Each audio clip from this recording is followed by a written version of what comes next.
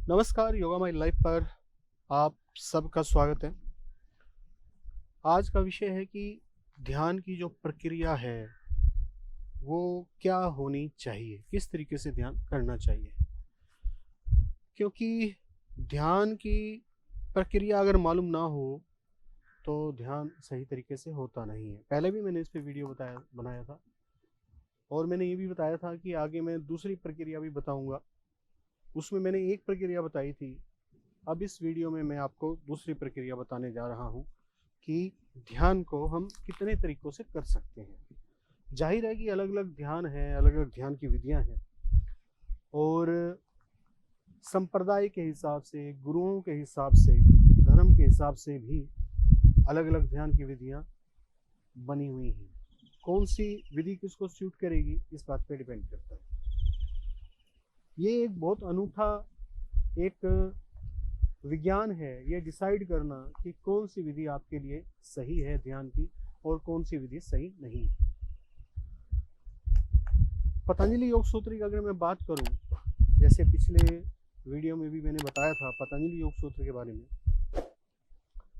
यम नियम आसन, आसन के बाद प्राणायाम, प्राणायाम के बाद प्रत्याहार। प्रत्याहार क्या होता है? विड्रॉल ऑफ सेंसेस होता है, यानी कि मेरा मन जो बाहर की ओर भाग रहा है वो बाहर की ओर ना भाग के अंतर्मुखी हो जाए, अंदर की ओर हो जाए।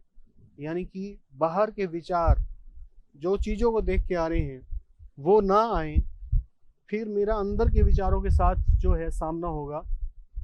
ये इस स्थिति को बोलते हैं प्रत्याहार। प्रत्याहार के बाद की स्थिति धारणा होती है। धारणा का मतलब किसी एक विचार को, पर्टिकुलर एक विचार को लंबे समय तक ग्रहण करते रहना। जैसे कि मान लीजिए हम किसी देवी देवता के बारे में सोच रहे हैं, अक्सर जो हमारे इष्ट देव हैं उनके ऊपर हम ध्यान करते हैं।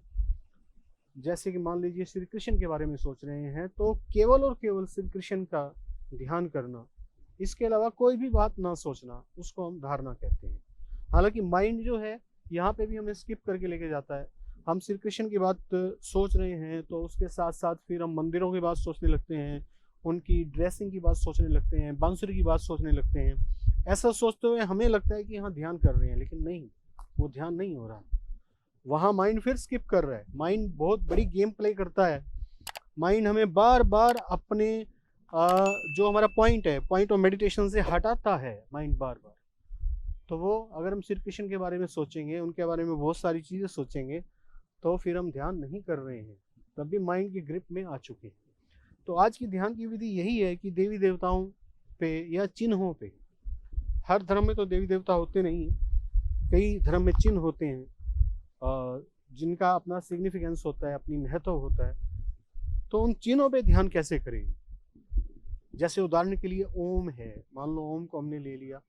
अब ओम को हम मान लीजिए ओम का एक चिन्ह हमारे सामने है या हमारे सामने कोई भी चिन्ह नहीं है, ऐसे वीराने में बैठ के हम ध्यान कर रहे हैं, तो ओम का हम मेंटल तरीके से अपने माइंड से एक चिन्ह बनाएंगे छोटा सा अपने माइंड के अंदर, जो हमारे दिमाग के सामने जो ये पॉइंट है इसके सामने रहेगा, आंखें बंद करके उसका हम कलर देंगे। जैसे मान लीजिए कि मैं उसको ब्लू कलर दे रहा हूँ ओम को, तो ब्लू कलर जब मैं उसको दूंगा तो ब्लू कलर का ओम ही देखूंगा, उसके अलावा कुछ भी नहीं देखूंगा।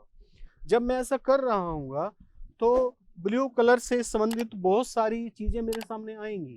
ओम और प्रकार का होता है, ये भी सारे विचार आएंगे, क्योंकि मन जो है चुप नहीं बैठेगा।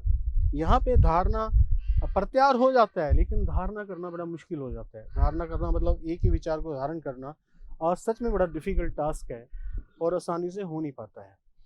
तो जैसे मैंने ओम का बताया, ऐसे मान लीजिए आप हनुमान जी के उपासक हैं, हनुमान जी का आप चिन्ह जो है, हनुमान जी का चिन्ह गदा भी हो सकती है, या हनुमान जी का जो पूरा उनकी जो मूर्ति है, उनकी जो उनका शरीर है, उसकी भी हम कल्पना कर सकते हैं।